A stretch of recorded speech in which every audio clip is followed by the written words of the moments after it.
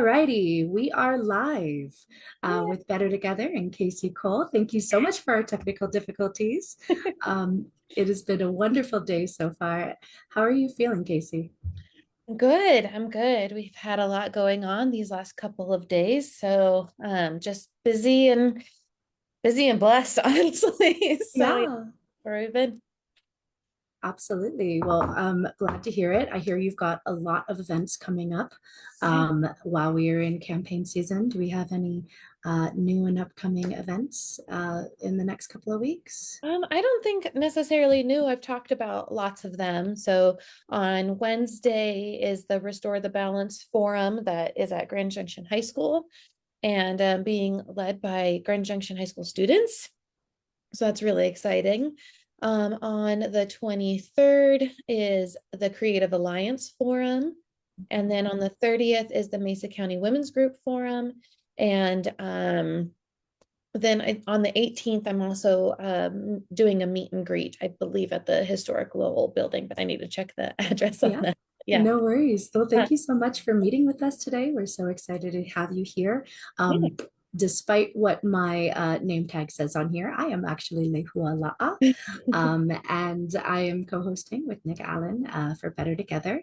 Great. So thank you so much for meeting with us today. I just kind of wanted to ask a couple of questions and really get to know you and let our audience get to know you. So will you tell us a little bit about yourself? Yeah, so I'm Kaci Cole, and I am running for the D51 School Board of Directors in District D this November 4th. That's your chance to vote. I am a mom of a very spunky 3.5-year-old little girl, and I am also a former educator. I taught for 5 years in D51 and then 3 years up in Cedar Edge, my first 3 years of teaching up in Cedar Edge. And I taught everything kindergarten through fifth grade, all of the things involved. And then now I work for two local small businesses. I manage the operations and online inventory product creation for one. And then the other one, I do a lot of the office administration and event logistics. So I'm basically just the contact person for weddings over here on the Western Slope for that business. And it's a really great business. I've learned so much from that. So that's just like a little bit about my personal life. I'm not sure if you're wanting any more than just that, but Yeah. yeah. So is that is your daughter the reason why you took a step back from education? Yeah, so I decided to step back from education. Long story short, my husband and I were going through IVF in order to conceive her, and we were planning on getting pregnant right after school ended. And I took a hard look at myself and what I did as a teacher and what I wanted to provide for her. And I'm an all or nothing kind of gal. And I really gave my all to my students, and I wanted to give my all to my daughter.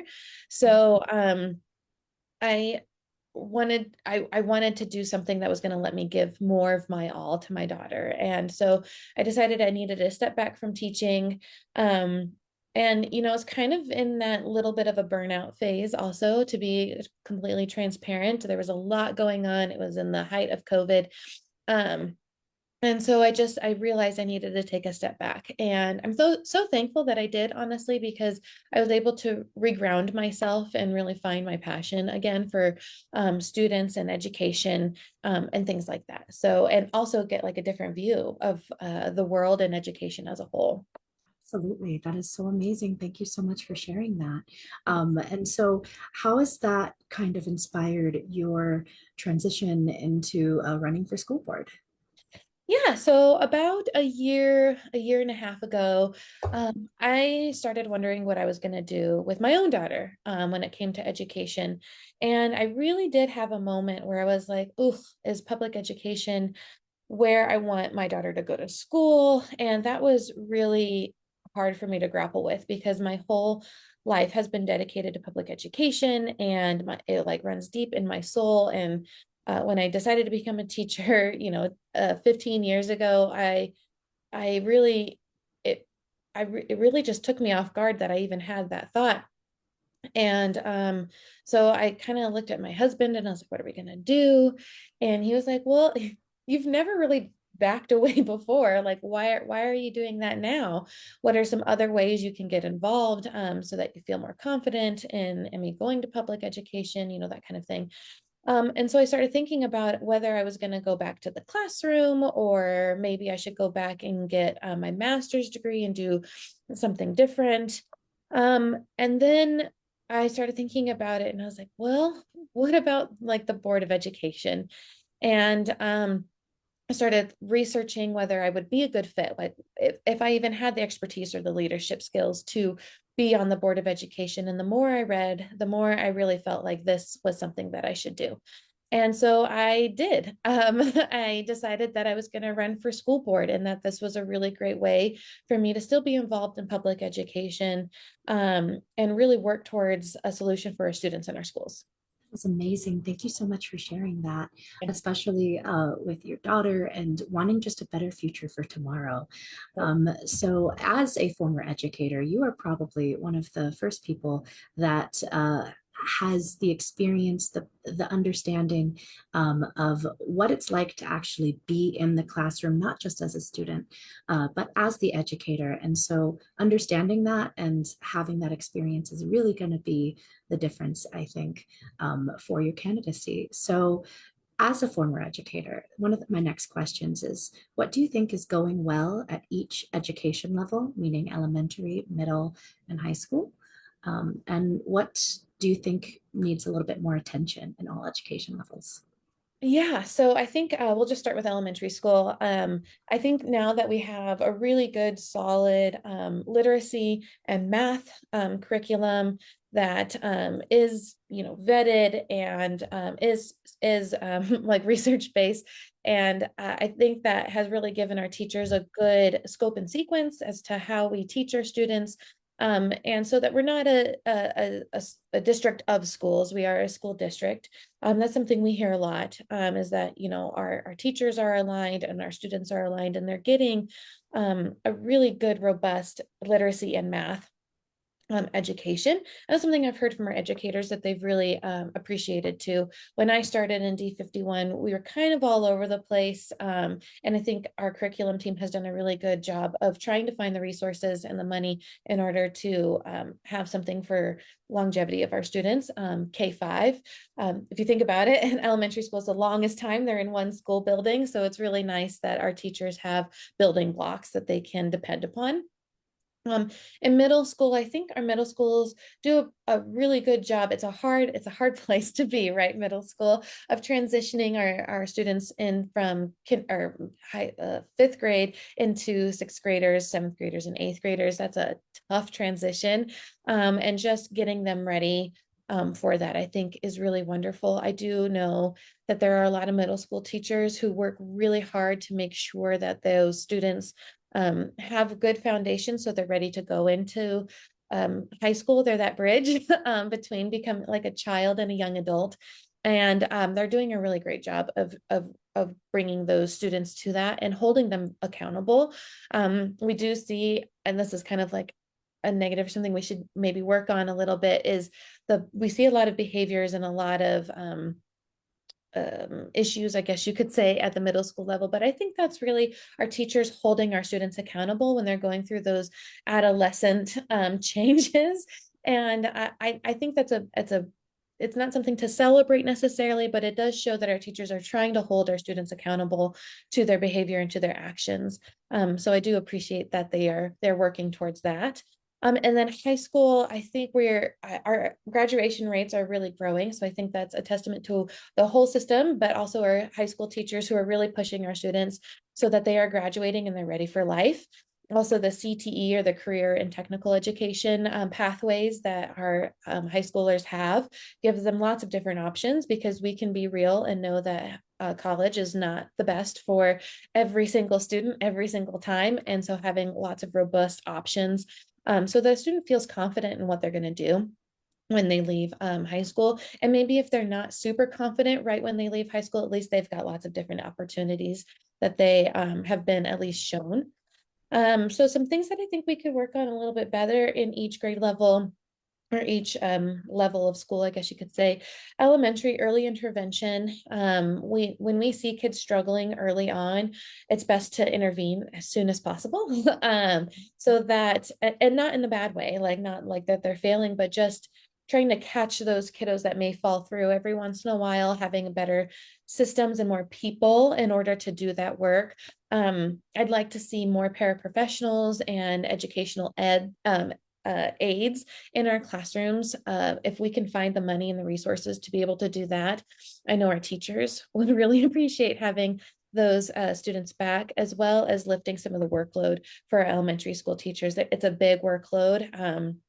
I know firsthand how much work our elementary school teachers put in. That's not to say middle and high school don't have their own workload, they do, but if we can release some of that for teachers, I think we'll see a lot of great improvements in elementary school. I also think in middle school, like I did bring up the behavior and some of the expulsions and suspensions that we are seeing as a rise.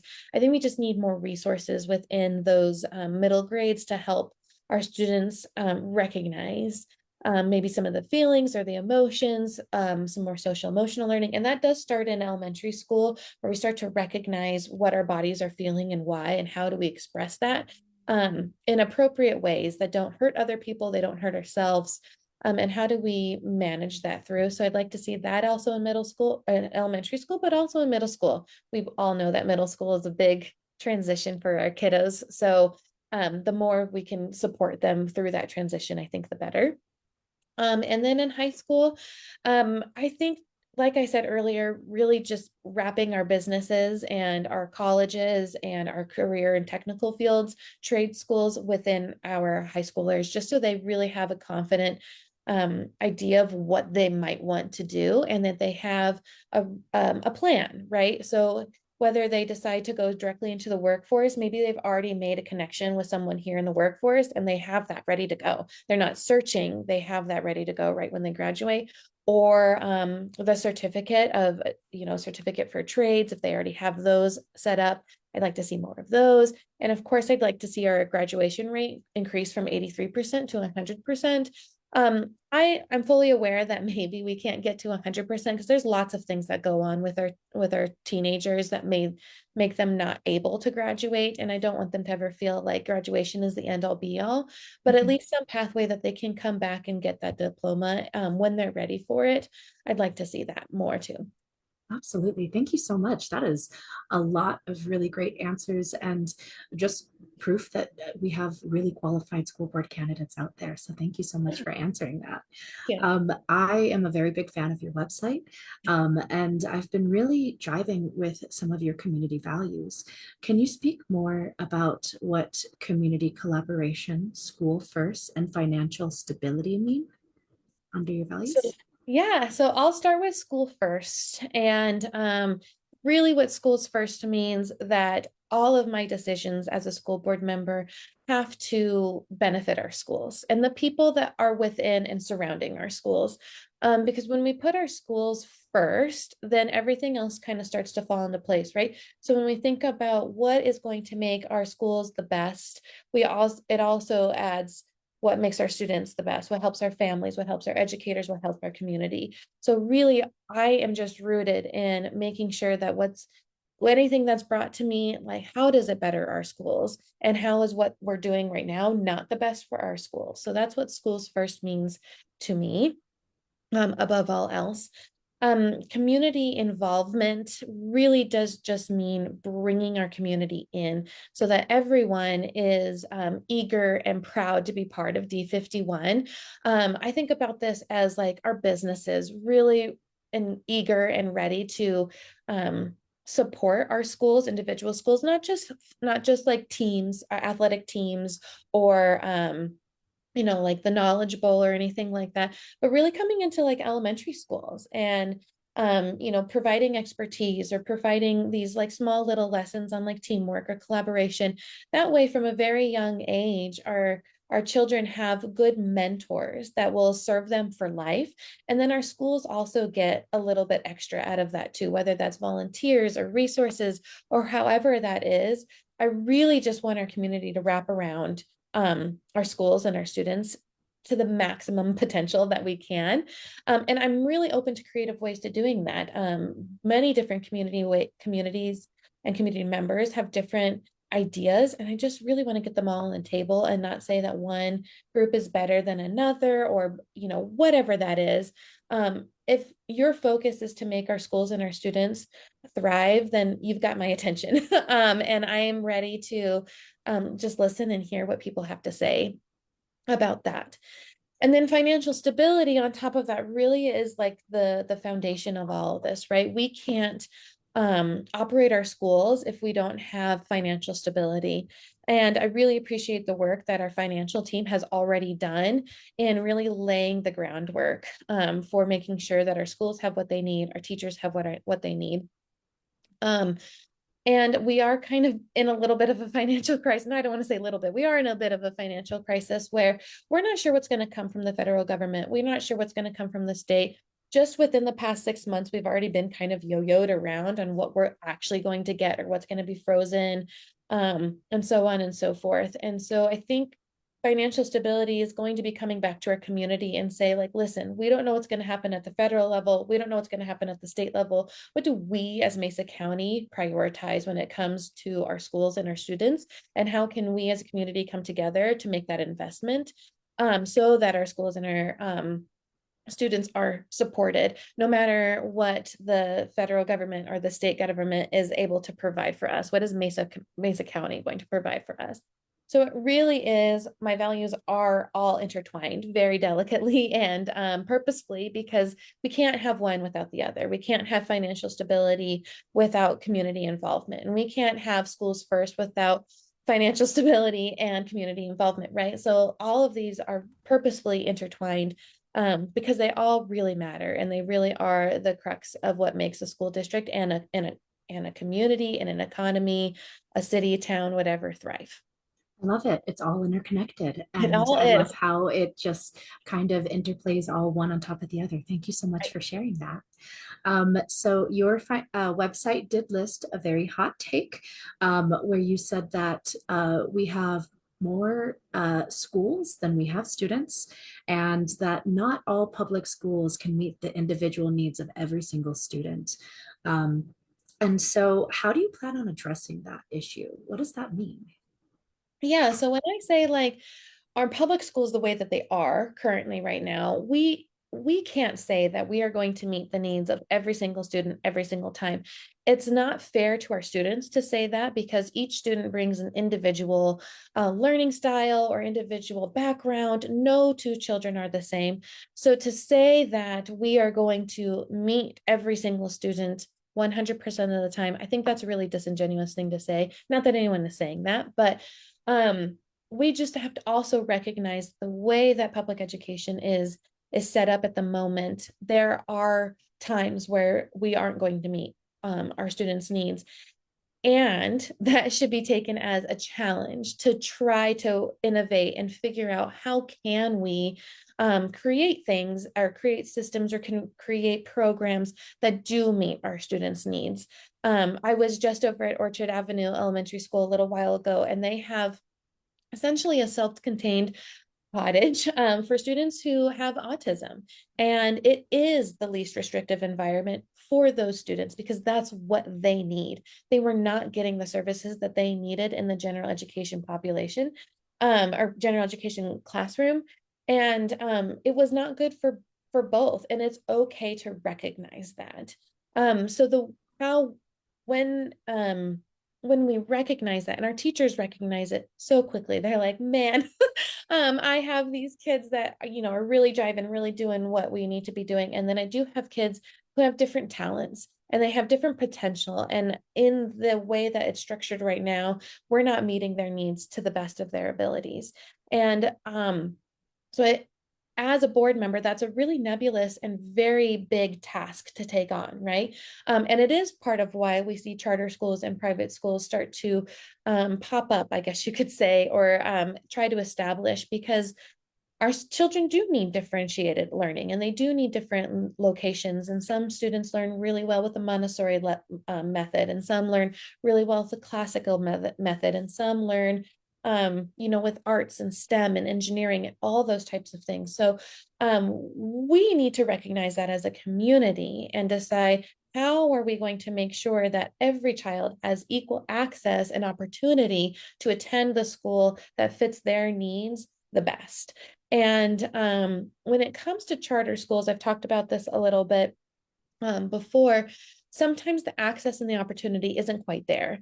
So if a child doesn't have the access to get to a charter school or a private school, for whatever reason, they might need that type of education. They just don't have access to it. So how can we as a public education system that provides transportation, that provides additional work for our children, make sure that each child in their neighborhood school has what they need? And we do have more schools than we have students right now. We just closed 3 schools for that very reason. And that was a really tumultuous decision. And a lot of people felt very heartbroken over it, as they should, right?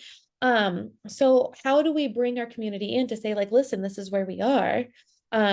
What do we need to prioritize? How do we keep these schools open? Are we going to invest more money as a community to make sure that these schools that are helping our students in these ways stay open? Because right now it's a financial issue. We don't have the money.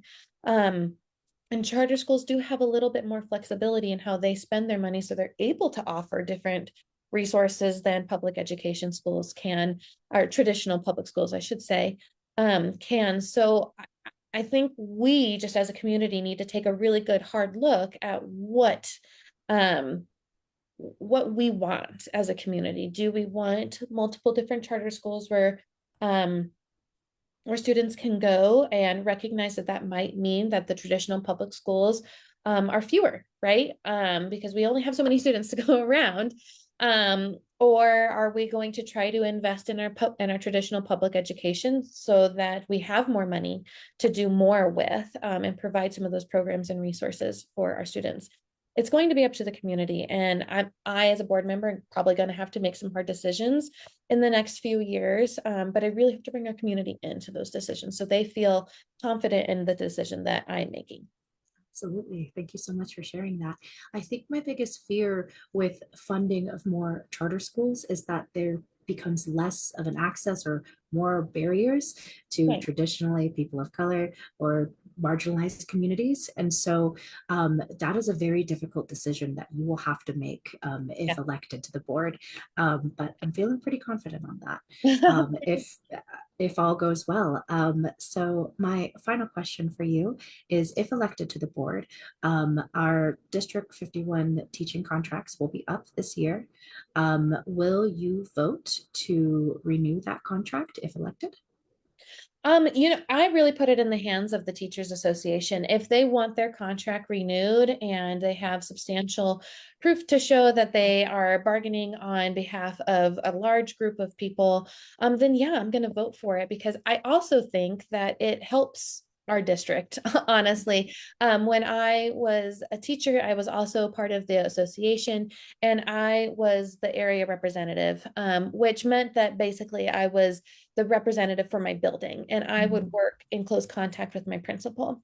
And oftentimes when something would come up, um, my principal would come to me and she'd be like, all right, how do we put this together? And I was able to pull out the negotiated agreement, like, aha, we have a jumping off point already figured out for us. We don't have to spend the time to figure this out.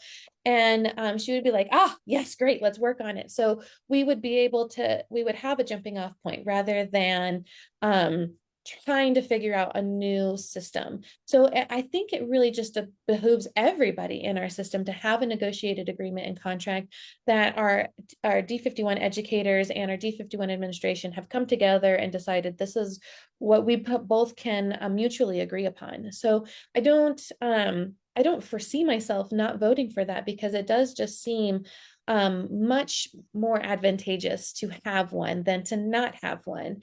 Um, and if we don't have one, like I already said, there's so much room for interpretation, where some teachers may and educators may be dealing with something that's not so great. Maybe there's a principal or an administrator that's not doing what's best for schools and students, and the teachers don't have anything to fall back on. Or maybe we have an administrator who doesn't quite know exactly what their teachers do want or need, and they don't have something to fall back on or to talk with their administrators or a brand new administrator, to have something just groundwork for a ground level for everybody.